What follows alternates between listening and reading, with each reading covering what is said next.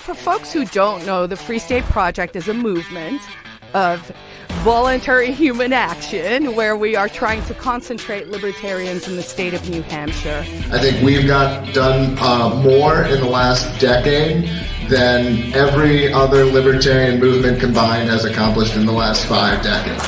Are my friends and my neighbors who are willing to stand against tyranny, make their voices heard, and have a goddamn impact. We have a problem where too many people are afraid to say what they believe in, let alone actually do something about it. If you're afraid to stand outside the TSA line and piss off 97% of people who are waiting to just take the arm builder up their ass in 5 seconds, then you're probably not ever going to make the change. Free State Project, again, it's 1% of the Free State movement. I am a friend of the Free State Project. And would you encourage people to check it out? Absolutely. Check it out. Find out. If you like it, join and continue the effort.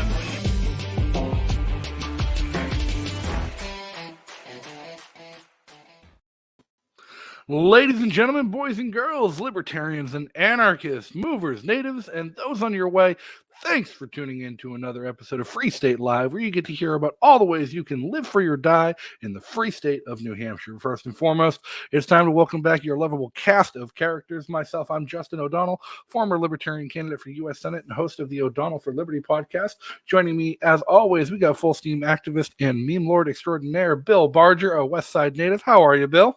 What's happening? Good to see you guys, or good to see you at least. Everybody else.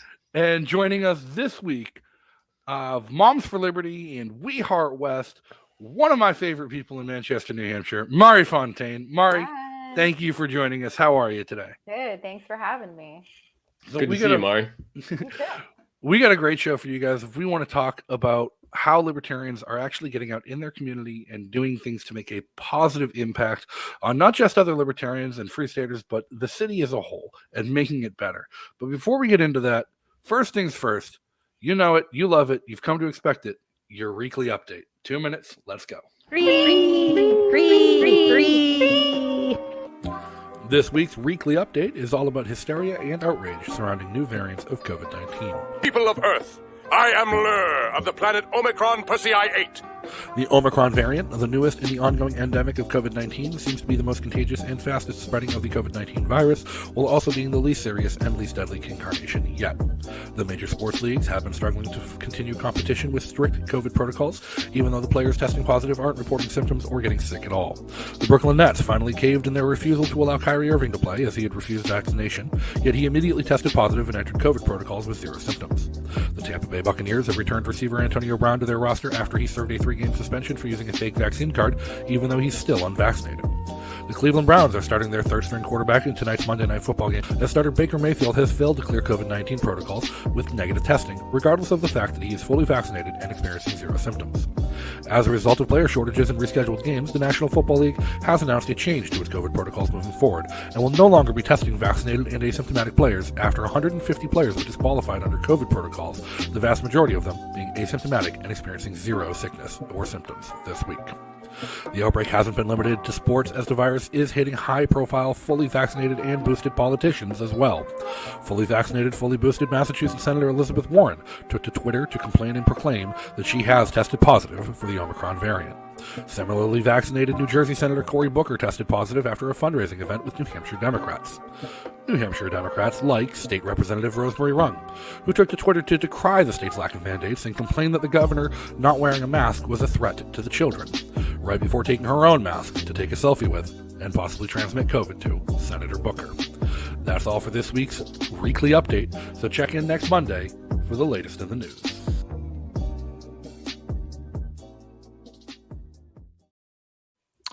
And so if you weren't clear, Lur from Omicron Persei 8 is here to kill us all. What I saw after I put all that together earlier this morning was that the White House has come out full bore about Omicron variant, telling people that we're going to die. Did you guys see that one? Yeah, they put out a whole press release, and there's actually even a clip of a guy saying it, where he's like, for the vaccinated, you've done the right thing. We're going to get through this. For the unvaccinated, you're looking at a terrible winter where you and your families are going to die and overwhelm the hospitals. Like, wow, that's I look forward to seeing that data play out in real life. Do we get to fire that guy if he's wrong?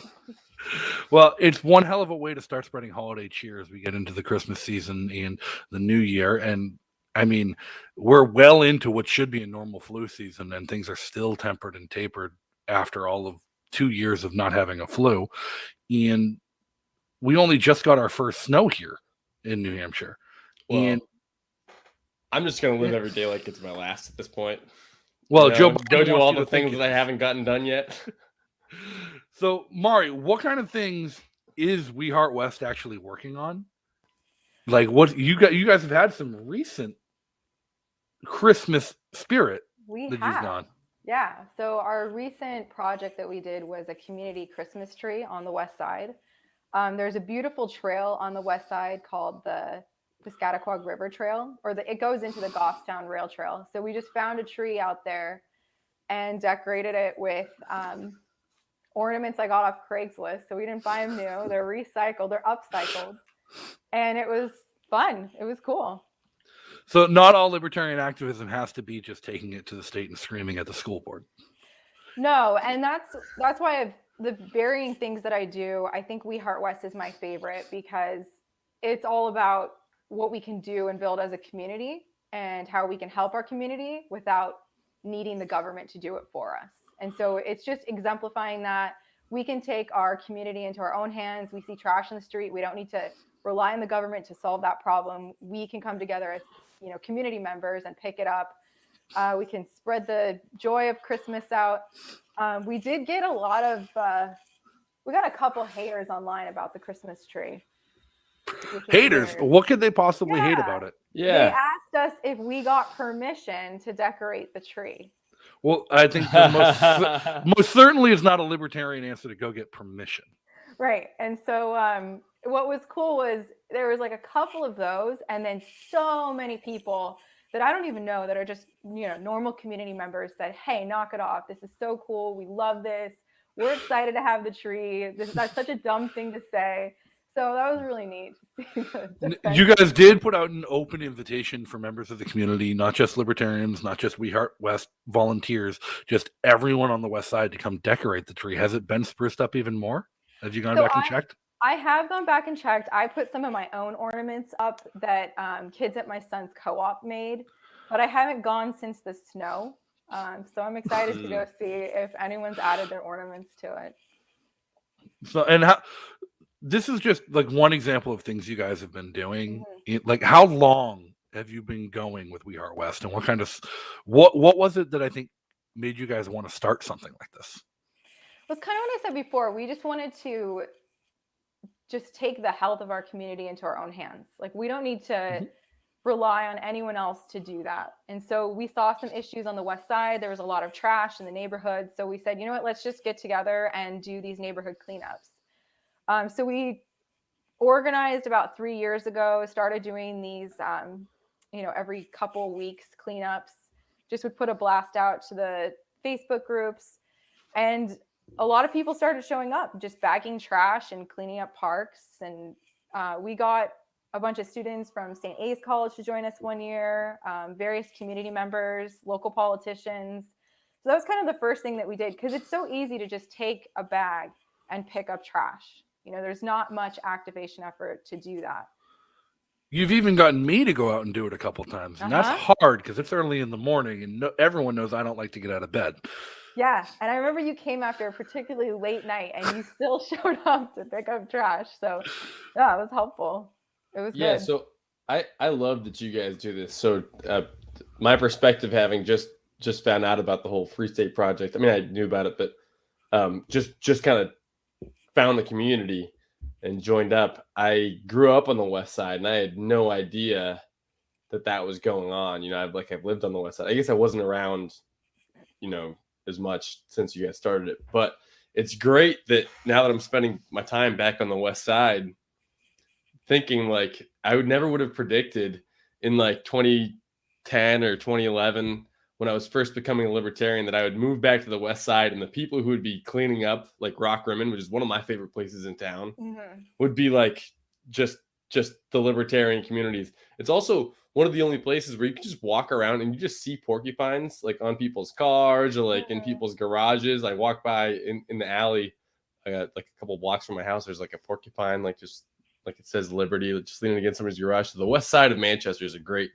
place if you're thinking about moving like to a city part of town, but not like the city part of it. It's like the suburbs. The perfect suburban homes are on the west side of Manchester, and there's plenty of porcupines around. Well, I think that really hits it. Is an organization like this, based on liberty values and self-sustainability and taking care of your own neighborhood, has thrived because of the community that already exists in West Manchester. Like you said, Mari, it's not just you and Patrick and Carla and Louie going out to clean up stuff every once in a while. You're getting locals who are getting involved and want to see their neighborhood cleaner and see their city become a brighter and healthier place. And that's because of the culture that's already here. And I think that's a big reason why so many of us end up landing and settling in West Manchester. Yeah, I didn't mean to end up in West Manchester. I ended up buying a house here, but when I first moved to New Hampshire, I didn't think I'd be in Manchester at all. But once you start connecting with the community here, I mean, how can you leave that? It's amazing to be able to just walk down the street, go to the grocery store, and just run into all these people that you know. Not just people that you know, that people that share your values on like such a deeper level that I'm used to before. People where I know that they share the same principles as me, they have my back. So that feels really cool. Just walking down the street, like Bill, you're saying, you see porcupines everywhere, people that you know. So you can move here and all of a sudden it's like you go and know everybody. And it's yeah, I saw a great comment today. I think it was on the Free State Project Facebook page, which you guys should go check out. It said, if you're considering moving to New Hampshire, you should move twice. The guy said everybody moves twice. Mm-hmm. Move to New Hampshire first to make your first 100 friends or your next 100 friends. And then you can move to a different town if you want to. And it's like, I think probably a lot of people move to New Hampshire, make those first 100 friends or those next 100 friends and they're like, wow, I'm going to stay here. This is awesome. Well, definitely. I moved to Nashua when I first moved to New Hampshire because I didn't move for the Free State Project. I didn't move because of politics. I moved because of work and then ended up getting involved in the political community because people shared my values. And that's where I ended up finding my good friends. But it was only a couple of years in Nashua before it's like, I got to move to Manchester. All my friends are there. Mm-hmm. And I think in Manchester, you get the most diversity of people. Like you get a range of people with kids and families. You get the activists, you get the political people. So, I mean, it's kind of cool. There's something for everyone in Manchester. And, you could say, like Bill, you're saying it's kind of more urban-ish on the west side, but you can just go to Goffstown, like a town over, and you're in like a quaint New England town. And it's really nice. I mean, I'm really happy with living here in Manchester. And doing stuff for the community and getting involved in the community above and beyond just the libertarian stuff is like We Are West has done so much more than just park cleanups and decorating trees. Like you guys also just had on Halloween this trunk or treat thing. What was that all about? Yeah, so a lot of our focus lately has been community building. So getting the word out that this organization exists, that we're there to take care of our neighborhoods, that we can do it ourselves, we can come together and do that. So this is kind of like a way to do something nice for the kids in the neighborhoods and kind of get families to come out and just spend time together, especially after the past couple of years of people just being in their homes and not sharing time with their neighbors. We really wanted to have an event that got people outside, meeting their neighbors, that they live next to each other and don't probably hardly ever talk to each other. So while this event happened, a bunch of kids from the apartment right next to the event came out with all their families. They were all excited. So they all got to hang out and meet each other. And yeah, it's been really nice to be able to reach out, not just to libertarians, but all of the residents on the west side. And this is something you guys were able to put together like during a year when the government was trying to regulate trick-or-treating and trying to not let kids trick-or-treat. And again, you didn't ask permission to decorate a tree. You didn't ask permission to hold an event for the community, and people still came out. Yeah, so our trickiest, most contentious community event was our West Manchester Day. And that was because we did like a community celebration picnic in the park at Rock Rimmon on the west side, but we didn't get a permit from Parks and Rec because we didn't need one. It was, a picnic, bring your own food. So they ended up circling with their cars to see what we were doing. They didn't end up stopping, and we weren't doing anything that like was actually against any rules. But once again, we didn't ask permission to celebrate the community and get people to come out. Yeah, that's a pretty cool event, because I feel like that's something, you can set up, and I don't know why people would be opposed to it, but you can set up something like that, and like that's again what your average person would say, did you get permission? Mm-hmm. And why do you need permission for that? And Parks and Rec was like terrified we were going to have food that would poison people, and well, I'm glad that it went the way that it did and didn't turn into a thing where like the mayor showed up with the police and was like, "Hey, you gotta shut it down." The mayor did show up, and so did the mayoral candidate. So we ended up, telling Parks, "Hey, leave us alone. We're not going to have food. It's a pack your own lunch picnic. We don't need a permit for this." But we spread the word to the entire area well enough that not only did the mayoral candidate, Victoria Sullivan, show up, but Joyce Craig also showed up for a little bit. Yeah.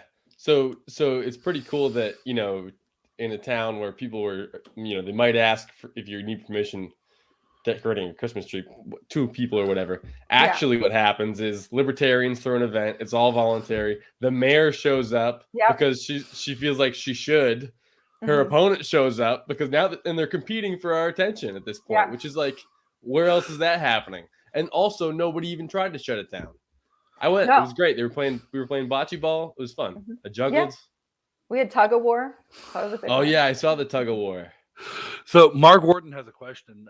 Since you guys have been doing all this, since you've been reaching out to the community, have you had any muggles, as we like to call them, who have joined your ranks of regular volunteers? Yes, but not lasting. So we've had a few people just volunteer once, and then they don't come back, which is often how a lot of me. There you go. But it's often how a lot of other places I've volunteered at, how the muggles have been, of just, you kind of just do it once, you do your little volunteer day, and then they haven't come back to do that. So hopefully we get more consistent attendance with people now that we're doing events to build that community camaraderie. So Artemia also has a comment. Public parks are just another tragedy of the commons. People fight over their use because of common property rights. And I think that gets to the root of what maybe you're trying to solve with We Heart West, is giving people like an incentive to have ownership over the public property and to take care of it themselves and not leave it for the government to do. Right. Well, right. Go ahead. I have something to say about that after, though, because I want to hear what you got to say about this. Yeah, I mean, I look at it as these are our parks for us to enjoy on the west side. And so instead of complaining about, all the problems that they have, do something about it.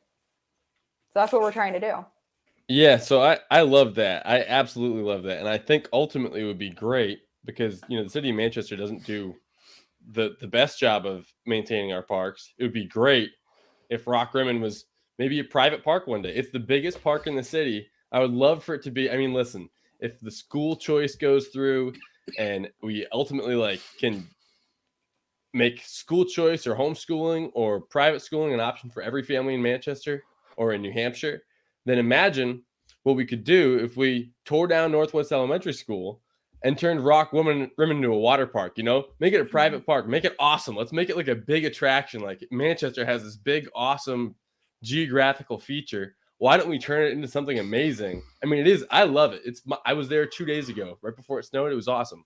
But it has so much potential there, and I love that libertarians are coming out and voluntarily just showing up and making it better in whatever way. And one day, if all this goes through, maybe we can own Rock Rimmon and make it like a libertarian haven. So Rock Rimmon, I think, is a perfect example of the tragedy of the commons. And aside from the park itself and the nice areas and the playground and the baseball field, if you actually go walk on the trails in Rock Rimmon back to the power lines, and there's some beautiful trails, some really nice walks, some short hikes, but they are destroyed with litter and garbage and trash and burned out vehicles. One day I was back there and we were trying to count the number of burned out vehicles. I don't know how somebody got a Toyota Corolla back there, but it's completely burned out and destroyed. And I don't know what kind of effort it would take to fix that. But is that something you could see We Heart West attacking long term if you got big enough? Yeah, I mean, definitely if we got big enough, it's something we would want to do. Our last cleanup at Rock Rimmon, you didn't even have to go that far to the power lines. I mean, just past the playground, I was cleaning up the weirdest things like porcelain plates and sweatshirts and, just weird stuff that I don't understand why there was plates like out there. But yeah, you find cars the further back you go. So we would love to get a whole team out there, more people to really do a thorough cleaning so that it would be more comfortable for families to use those trails and not, come across an old mattress or an old burnt out car. What kind of infrastructure will we need to do that, do you think, though? I think the best thing is just people, like all hands on deck with that kind of thing. That would be a day where we would maybe need like dump trucks, like some of those types of services, and maybe some equipment depending on how big the items are. But I think the biggest thing is just like if people can donate their time to help us clean these areas up, that is huge. That goes so far. Yeah, because I don't think me and Bill are going to be dragging a sedan 3 miles through the woods, as much as it needs to be done. I'll do it. If I got to do it, I'll do it. So, but what I will say is Rock Rimmon goes through phases of being clean and being not clean. Like people, I don't think it's even just Free Staters that do go out there, but there definitely is like a lot of organized efforts. But like I went out there the other day, it was pretty nice out there. I'm like, people go out there and they do clean it up. Like there's a lot of love for that. But the further you go back, like under the power lines, which is where you would think that the state having to drive through with their state contracted vehicles would take care of it. That's where like people really go out and party. But also, if you want to go out and party, that's the place to go. I have partaken in quite a few good bonfire parties at the top of Rock Rimmon. Oh yeah, and those were hosted by locals, not by Free Staters. One of the things, like parks aside, you guys also just do general neighborhood cleanups, like the sidewalks, the alleys. We do live in a city. We do have trash pickup in our alleyways, not on the street side, like out, not the suburb where a lot of people live, but the heart of West Manchester really is a very, very condensed urban area where unfortunately there are things like needles on the ground because there's a high homeless population in the city as a whole, and it's a lot harder to get people to take ownership of cleaning up the public sidewalk and the alleyway than it is the nice beautiful park over in Goffstown. So like, how have you approached, like, once you guys have cleaned those up, to try and get people to keep them clean? So I hesitate to completely blame the residents. If you pay attention on trash day and you watch the way those trash trucks pick up your cans, they spill so much trash everywhere. And so a lot of times people will get their trash into their cans, but then on trash day, it just flies out and it gets all over the streets. So what we've been doing is when we do our neighborhood cleanups, occasionally we'll advertise them online or with local stores, and then just walking around the street, just talking to people as they watch us do it and say, hey, come join us. Like, this is something we do every, like, twice a month, or, something that we're going to do next week. You should come to our next one. And so we've been trying to spread the word that way, just to get people to think about it, that like they can pick up the trash. That's a possibility, even if they're not the ones that created the problem. I know that the trash trucks have been pretty nasty. But yeah, they oftentimes people will join us. They've brought us water. We've had people bring us donuts as we're doing cleanups. We just added 6 doggy pickup stations. So they have like little doggy bags. Yeah, pet waste stations. There is a problem with a lot of dog feces in West Manchester. So those are getting used a lot. But now, those are great. Is that something you guys had to ask the city for permission for, or did you just go ahead and do it? Those are on private lots. So we were able to just go ahead and do that. And then we maintain them ourselves. We've already had one of those signs taken, which is unfortunate, but we've also had a lot of people using our bags, which is great. But I think the biggest thing to answer your question is like, how do we get people to be more involved in the residential pickups is the business owners. I was walking up and down Kelly Street, talking to them about West Manchester Day and We Heart West.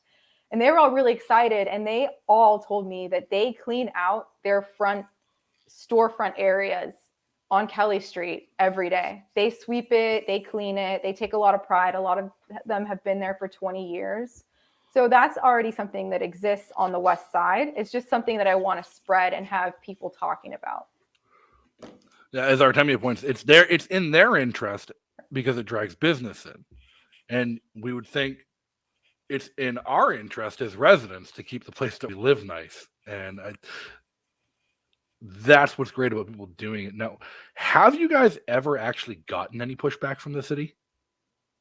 For the cleanups? Yeah. No.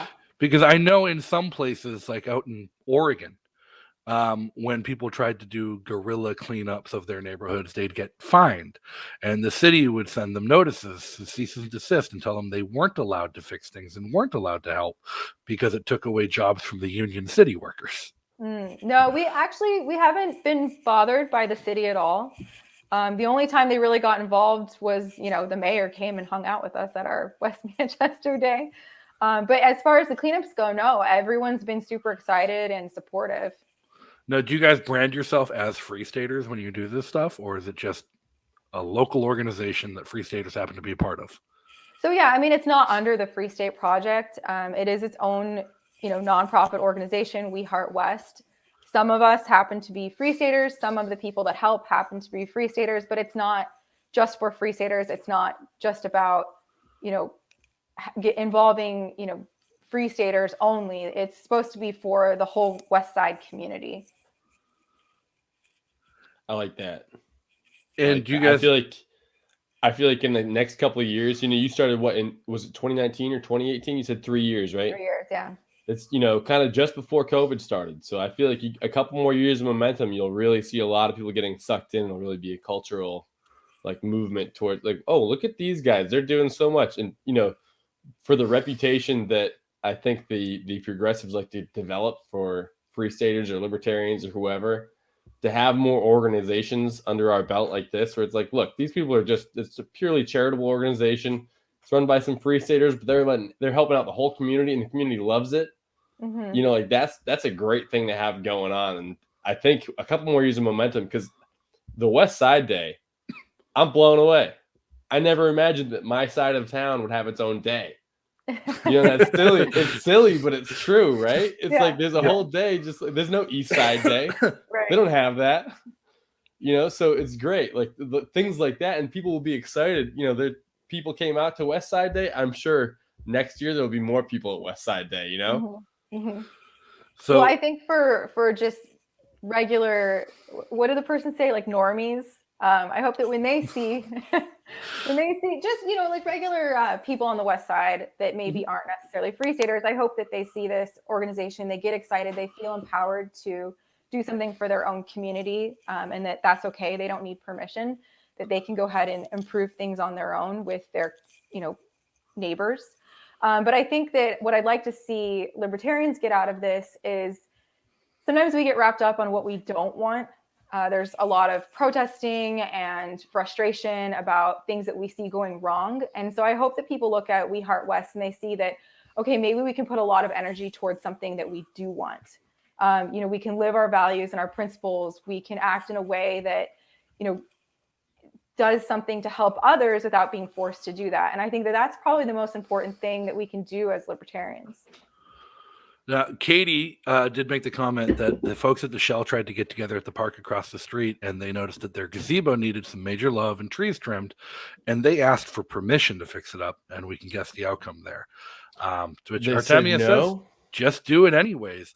Now, you guys have never asked for permission from We Heart West, as far as I'm aware. You just kind of started doing it, and you started doing it with cleanups around the Quill and the Rimmon Heights neighborhood, and it's just kind of grown from there into a big more mission. I think there's something to be said about like once you start doing something that people see has a positive impact, if you didn't ask for permission in the first place, it's a heck of a lot harder to turn around and tell you to stop doing it Right. than it is to deny permission to do it in the first place. Yeah, if you ask for permission, they say no, and then you do it, and they're like, "Well, you disobeyed us. Sure, it might be good right now, but look at what could come from it." And then if you just do it and they don't notice, or people start joining in, it becomes like a thing that people are excited about. You've built your momentum. So now, if they say no, more and more people are upset, and it's actually like it's harder to pull off for them to say no to you. Right. Yeah, and I mean, the more people we get involved and they're excited about what we're doing, it's hard to shut it down. I mean, what are they going to say? We don't want you cleaning up your neighborhoods. I mean, that's crazy. So, I mean, what other kinds of things that you've done park cleanups, you've done the alleyways and the street cleanups, you've done the pet stations, you held West Manchester Day, you held trunk or treat for the kids. What else is on your plate and what other ideas do you have? So I would love to see more educational outreach things, like maybe some programs for kids in the community, maybe some entrepreneurial programs, doing like a lemonade stand day or some sort of like kids market day in the park. So that's something I'd like to see. It's a little tricky with winter right now and the logistics of that, but we're going to keep doing the cleanups for as long as we can. And then just whatever ideas that come to the different board members and people that help. We'll see. I think a kids market day would be incredible. Getting all the kids out there to set up their own business, are like competing lemonade stands all in one spot, or cookie stands or brownies or whatever else they're doing. But then you're not only making use of the park you just cleaned up, but you're giving the kids a lesson in entrepreneurship and getting out and doing their thing too. Yeah, and that's something that I hope to see more of, just for kids in general, is those opportunities for them to kind of like test out business ideas and entrepreneurship at a young age. While it's not like a big deal to fail at selling cookies, they can do that at that age and learn those lessons before they get too old. Mark Warden says he'd pay a kid to shovel his driveway. And I will say that's one thing that I don't know if it's been different here in New Hampshire than it was where I lived in Massachusetts growing up, or if just times have changed. I don't see kids shoveling driveways anymore. And when I grew up, that was so commonplace. It was like, I looked forward to it as a like 10 or 12-year-old. I'm like, all right, snow, I'm going to make $60 today. Mm-hmm. Right. So those kids can hustle because there aren't a lot of kids doing that right now. So then the ones that do, they've got an edge. So we had a 14-year-old just helping us out with yard work. And he had like 5 clients. I mean, he was booked solid. Everyone wanted the 14-year-old to work for them. Because, we paid him well, but we didn't pay him like, gardener rates that you would for a full company to come out and do that. So it was great. Yeah, he was able to come out and he had so much work. I think if more kids looked into that, they'd be doing pretty good. I mean, maybe that's something. Maybe We Heart West could hold a neighborhood kids job fair. Oh, that's a great idea. Yeah. Yeah. That'd be cool. Who's walking dogs? Who's shoveling driveways? Who's raking leaves in the fall? Because that's a nightmare in suburban areas. Mm-hmm. There's so much to be done in these communities that people aren't doing. Well, what about this? Is a thought that struck me. You know how at Pork Fest they have that newspaper that the kids deliver? What about a newspaper that we could make? I don't know what that would cost, that kids could deliver and charge whatever they wanted for, that we put out. Yeah. We could put out libertarian news, and then kids could deliver it and make money off of it, and as much at whatever rate they wanted to. Just a thought. I don't know. Well, I think that's a perfect example of like libertarian kids who are raised this way and raised in this community being the industrious ones. I was swindled for a newsletter at PorkFest, and I didn't find out until after the fact that Mo had been printing up those newsletters and paying the kids to distribute them. And then at some point, one of the kids got smart and said, hey, why don't we charge people for the newsletters too? So I actually think he gave them for free and that he told them they could charge what they wanted. Right. And that's what I thought too. So like I got like from the little kids, they would just ask for $1. But then the older kids, especially later in the day and the newspapers were hard to come by, they were charging a lot more. So maybe that's why you Well, got swindled. and sometimes in the morning, like there'd be a kid there selling one for $1, and Yeah. then you'd be like, all right, I'll buy it. And then you'd be walking down the street. Another kid would be like, hey, mister, you want to buy a newspaper for $5? I'm like, okay, two things. First off, I got one right here. Second, $5, kid? $5? You realize like there's a guy down there and he's selling for 20% of that. There was one kid who wouldn't take anything less than a goldback. Oh, That's nice. hilarious. That's And he funny. was preferring goldbacks, and he made out like a bandit. So As imagine, because you can't make change for a single goldback. right. So imagine if kids were delivering newspapers for crypto, you know, and how that could pay off for them in the future potentially. Yeah. My son found out about the first round of child stimulus, the $600 for the kids. And he was like, that's mine. And I was like, no, it's for me to like pay for your food and stuff. And he's like, no, I want it. And I'm like, all right, what are you going to do with it? And so he put it in Bitcoin. And that's awesome. It was like insane. Like he made so much money. And I was like, okay, well, good. I was like, you can't spend it on candy, but good for you. That's awesome. I did see one of the things you mentioned on the We Heart West website about ideas is scholarships for West High students to attend trade school. And I think that hits on this, like kind of the industrial spirit of kids has been lost and kids aren't working. And a lot of that's to do with public education and things that you're kind of countering with your work for Moms for Liberty as well. Yeah, I mean, I see it also working in the trades. My husband and I own a construction company, and the past 20 years, there's been a huge push by colleges to sell college to kids. And now there's a deficiency in trade labor. And so there's all these college students with all this debt. They can't get jobs to pay off the debt. And then you can be a plumber and make $100,000 a year. And so I think we're going to see a shift in that, in kids being more interested in the trades. So it's something that I would really like to see more of with all the labor shortages happening right now. I think getting into the trades could be great. My mom got in trouble once at work. She's a nurse and a guidance counselor at a vocational school, vocational high school in Massachusetts. And she asked me to ghostwrite a letter to the editor for her because she couldn't think of what she wanted to write.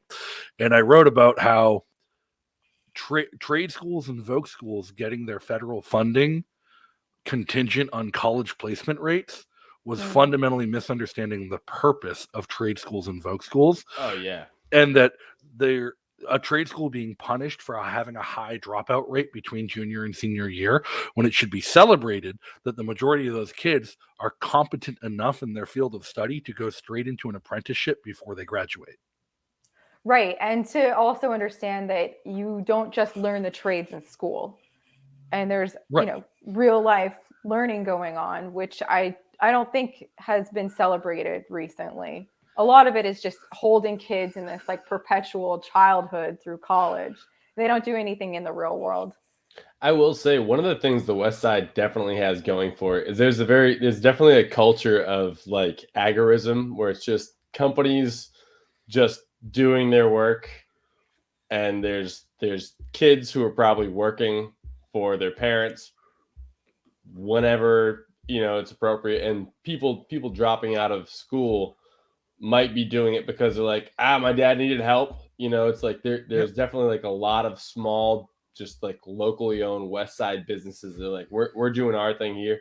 And it's so much less about whether there's a degree or any of that. Like there's a lot of trade opportunities. There's tire shops and like little small town, like family owned businesses like that right on the West Side, all over the place, just like scattered in all the little neighborhoods. It's kind of very cool.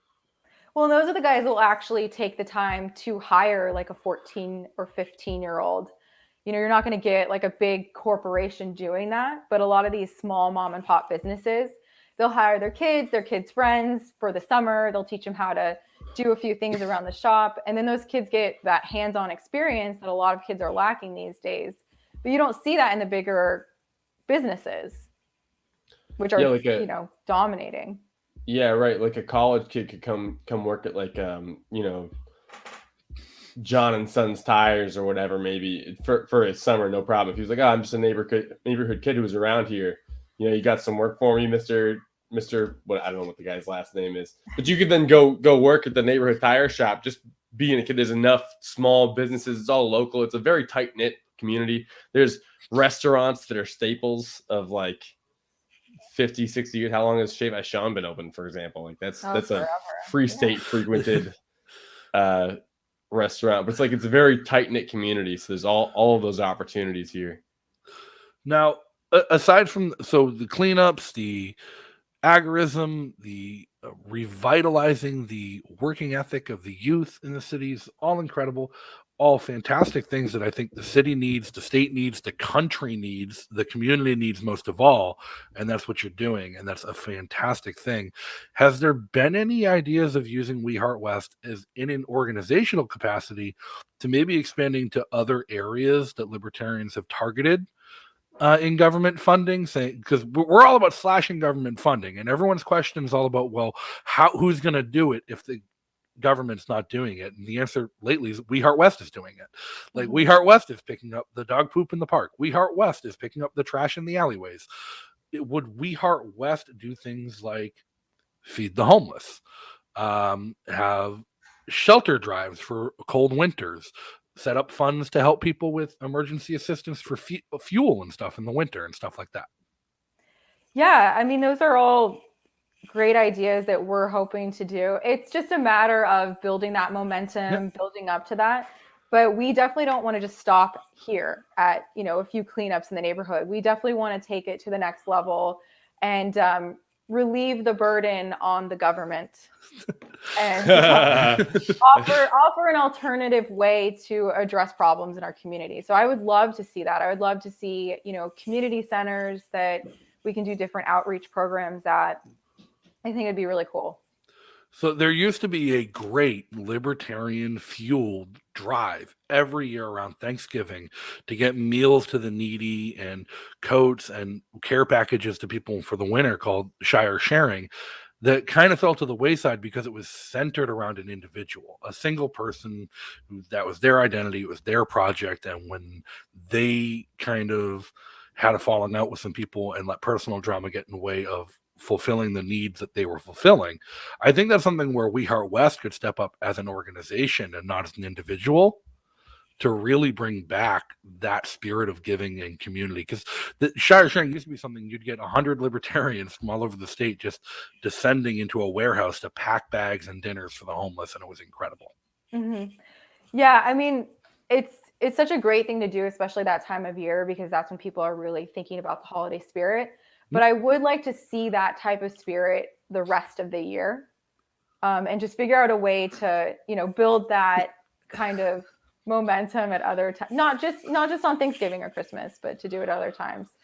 But yeah, are you suggesting we start doing a Shire Sharing drive? I think it'd be fantastic. I think it'd be super fun, and it might be a great way for you to drum up more support from outside the community. Mm-hmm. And get more people involved. Like I said, that was something that used to get hundreds of us together for. And when you build your volunteer base by giving them something to do, they are more likely to show back up, aren't they? As you've seen. Mm-hmm. Yeah, so, I love that. One of the ideas I've had, and I've joked about this for a while and haven't followed through with it because I'm terrible at planning things, as you know, is it's illegal to feed the homeless.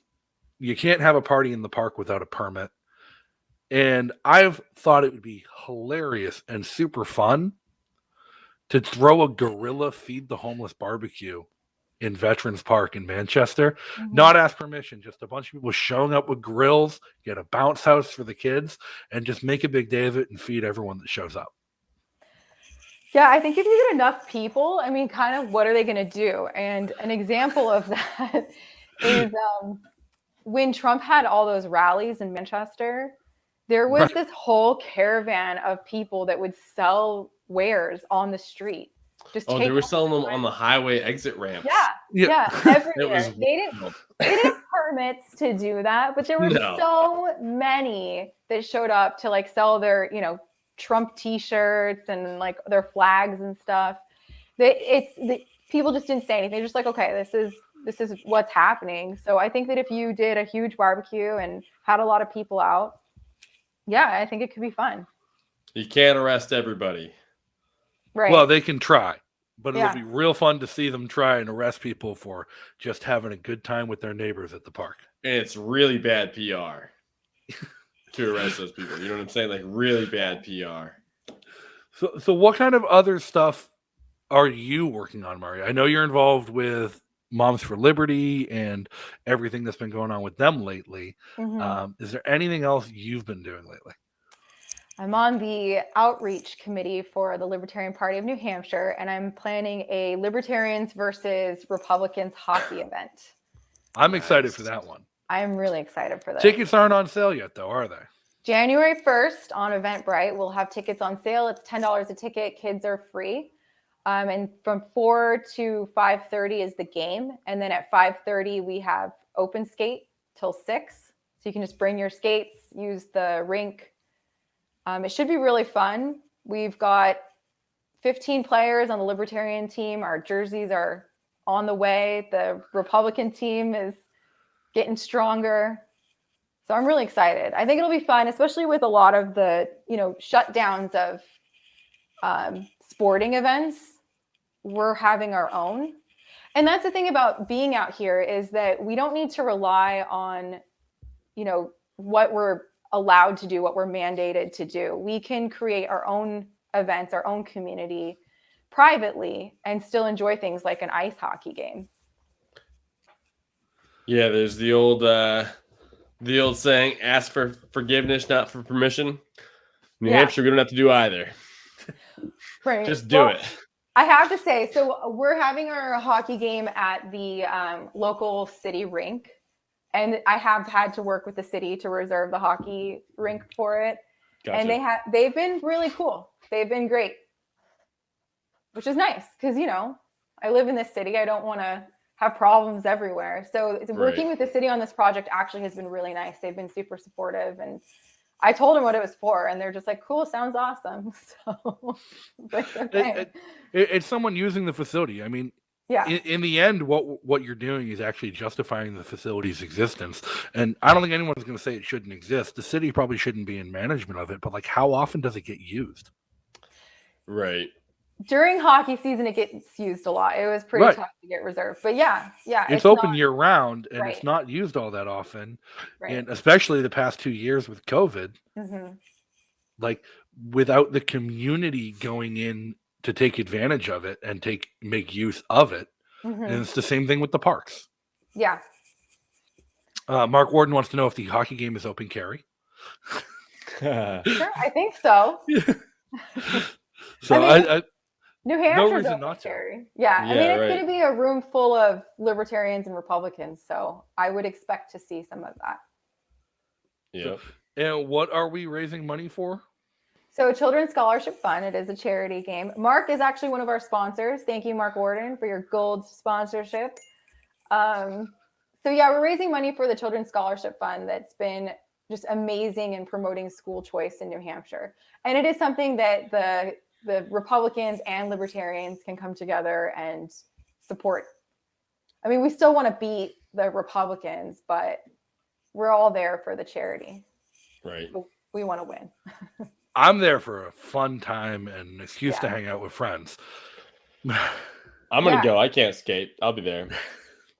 I haven't skated in over a decade. I might give it a try. Yeah. Do you guys have skates? No. I do. Okay. Yeah. When I moved to New Hampshire, I had to really embrace winter sports. So I do recommend if anyone is planning on moving here, get some cheap skates and you can just go pond skating whenever you want. And if anybody's like hesitant about moving here because they don't like the winters, Mari came from California and Central America. And now she's a winter expert planning a hockey game. I was telling my husband, I was like, I'm such a New Englander now. I just took ski lessons yesterday. And nice. So I can barely ski. I have my ice skates in the back of my car and like 10 minutes from my house in Manchester, there's a pond that the city clears. And I just ice skate whenever it's, frozen enough. And then, we're planning this hockey game. So I've actually been really excited for winter this year, which is amazing because I'm a Southern California girl. And before we moved here, we lived in Central America for 3 months. So it was pretty shocking, but it's been really fun. I really like it. I remember your first winter. You called me one night very, very upset that you couldn't get your car up a hill and threatened to move back to California. That's funny. So a friend of mine offered a save a pork driver's class to teach like porcupines from Florida or California how to drive in the winter. And so that was really cool. So he just like took me out for 2 hours in winter conditions. And we kind of like practiced in a parking lot, did some donuts, like got out on the road. Yeah. Yeah. And when I tell New Englanders this, I'm like, oh my God, I had to take like a winter driving class to be able to deal with this. They just think it's hilarious. I think it's awesome. Yeah. I'm glad you took it. We usually get mad at people like you on the road if you haven't taken it with the New England driving class. Well, here's the thing. Again, I don't see, that's not something you see offered by the state. Right. Yeah, no. Yeah, that was within our community, and I was able to do it, and it was great because I was like, we gotta leave. We're done. I can't do this. I tell that story to friends all the time when they're like, oh, it's too cold. It's too cold. I'm like, you're going to bitch for one winter and then you're going to be a pro. Yeah. And you get really used to it. And I do love, buying a whole new winter wardrobe and enjoying scarves and hats. And you get to be cute too. So that's kind of nice. Now, does We Heart West have any winter plan up or winter activities planned?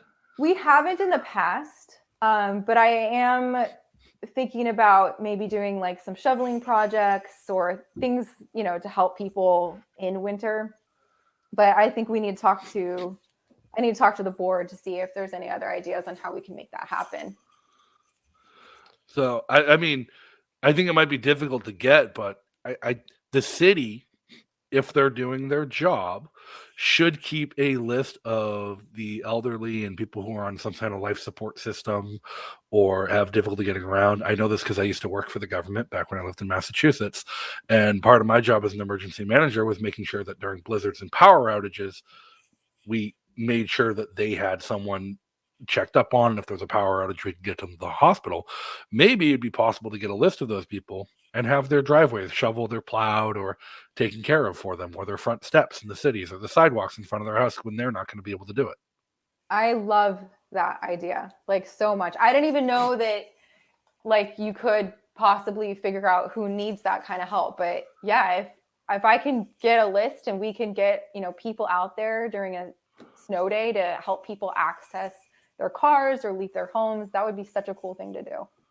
Even if it's just a sign up, even if you can't get the list from the city, it's like, sign up, tell us why you need help doing it, and we're going to try and get some industrious 14-year-olds over there to help shovel out your driveway. Yeah. And Matt and Brittany would probably have their own list of people that they know would need that. We can see. Yeah, we can see what we could do. That's a great idea. I really like that. So, I mean, I'll be out there in my sandals. I'll help. Justin's a true New Englander. He never wears pants. Only shorts all year round. Shorts all year round. I grew up in this weather. It gets too hot in the summer for me, and I keep threatening to go to Canada for the summer. So I just really want to shamelessly sell the West Side to anybody considering moving to Manchester right now. There's Rock Rimmon, which is the biggest park in town, and Free Staters help clean it up regularly.